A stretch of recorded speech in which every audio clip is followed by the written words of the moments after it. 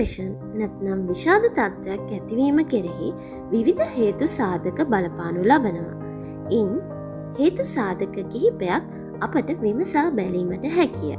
එනම් මොලේ ඇතිවන රසායනික වෙනස්කම් තුළින්ද ડિප්‍රෙෂන් තත්ත්වයක් ඇතිවන්නට පුළුවන්.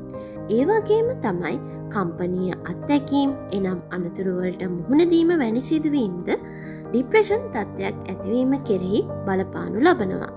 මත්ද්‍රව්‍ය හෝ මද්‍යසාරවලට අධික ලෙස පුරුදු පුහුණු වීමද ප්‍රබල හේතුවක් ලෙස අපට දක්වන්නට පුළුවන්. ඇතැම් මව්වරුන්ට දරුවන් ප්‍රසූත කළ පසු විෂාද රෝග තත්ත්වයට පත්වෙනවා. එය පශ්චාත් ප්‍රසව අවපාතය හෝ පශ්චාත් ප්‍රසව විෂාදය ලෙස අපට හඳුනා ගන්නට පුළුවන්. ඒ විතරක් නොවේ.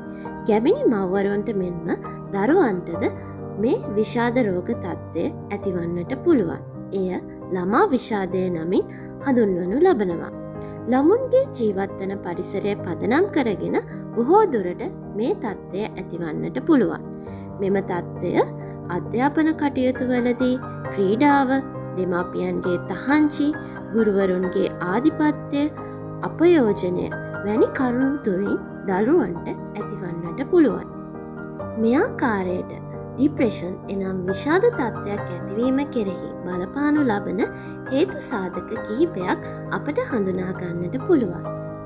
ඊළඟ වීඩියෝ තුළින් විෂාදය එනම් ડિප්‍රෙෂන් සඳහා මනෝවිද්‍යාත්මක මැදිහත්වීම පිළිබඳව සාකච්ඡා කරමු.